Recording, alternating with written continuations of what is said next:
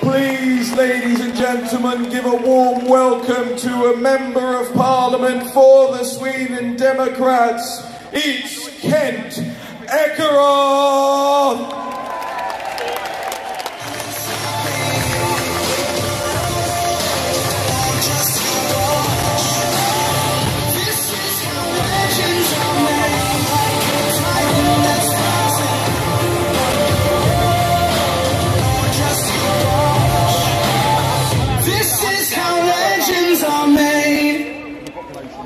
Thank you very much. It's an honor and pleasure to be here, and thank you very much for the warm introduction. I am from a completely insane country in Northern Europe, where upside down, unfortunately, is the norm, where boys are girls and girls are boys, and where war is peace. And that country is called Sweden. We have become so utterly crazy, it's hard to explain for an outsider how crazy it has become. Probably the most crazy country on earth, except for maybe North Korea. But I thought that Sweden was the most crazy country on earth. And then England went ahead and put Tommy in jail. And then I realized, okay, we're actually facing competition about being crazy, the most crazy nation on earth. You might win that prize.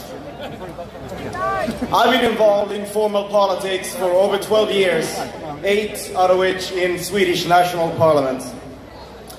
At my party's formation some 30 years ago, we took the fight against the political corrupt establishment, against the failed policies of mass immigration, political correctness, and we took the fight to expose the truth that this establishment are trying and have been trying to hide from its people.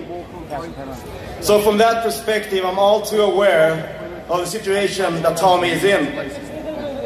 Back home in Sweden, we also suffered repression from the powers at hand who desperately tries to protect their failed policies. But the fate of Tommy is another level of transgression against our freedoms and our free speech. Tommy has become a symbol of resistance to this corrupt establishment, a symbol for the fight for freedom of speech and for our right to oppose that very establishment that has ruined more or less the whole of Western Europe.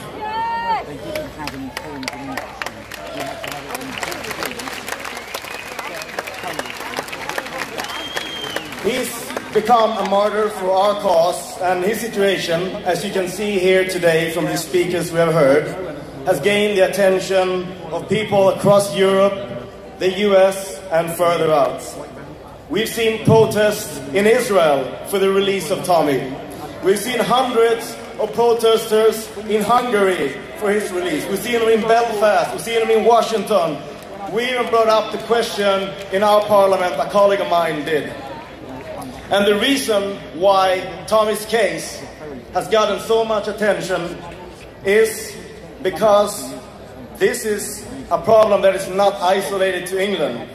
It's a worldwide struggle.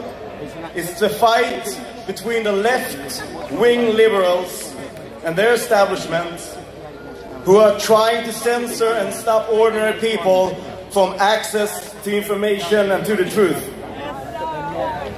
Now, we see these attacks on movements like this one and ours in Europe, and that's building up to a perfect storm.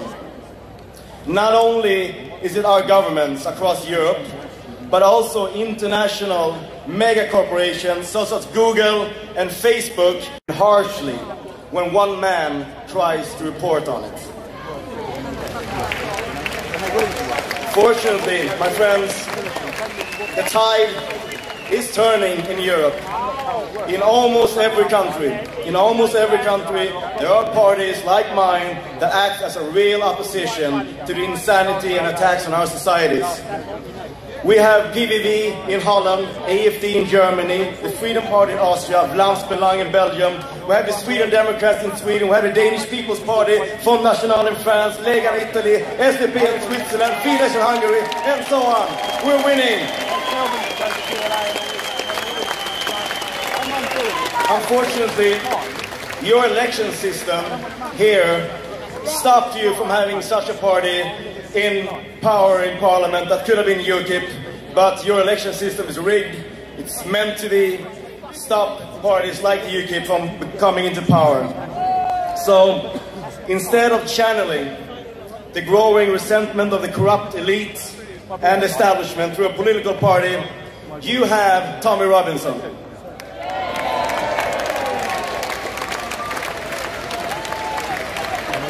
And that movement that you are part of here today is a movement not seen in any other country in Europe, I would say.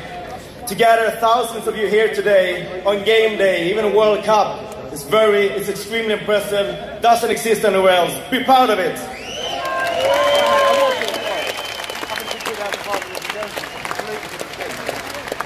And this here today is how change starts. This is how we win against our mighty enemy. An enemy that has destroyed our continent in favor of mass immigration, multiculturalism, and political correctness.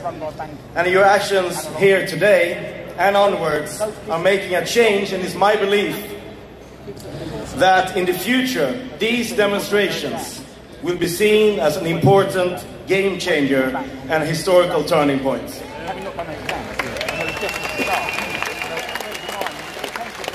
I am, and I'm sure all other speakers here today that are not from England, we're here because we care not only about our own countries, but for Europe as a whole.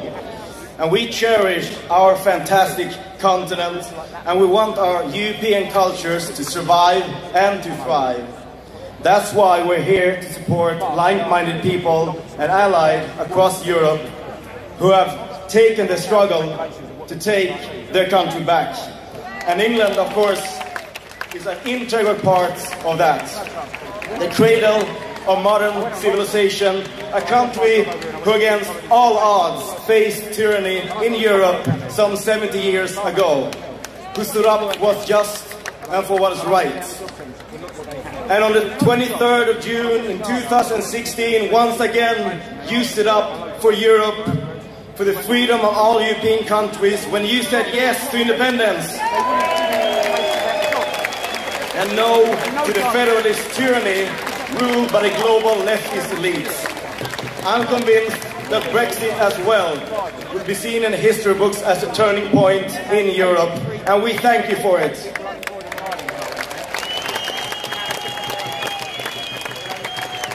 And as you, the English people, have stood up for Europe throughout the decades, and for the immense sacrifices you have made, we now want to stand with you.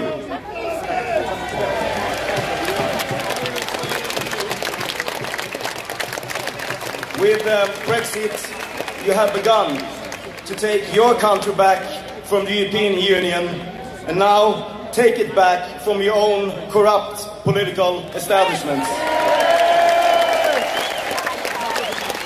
And let's start by bringing Tommy home. Bring him home.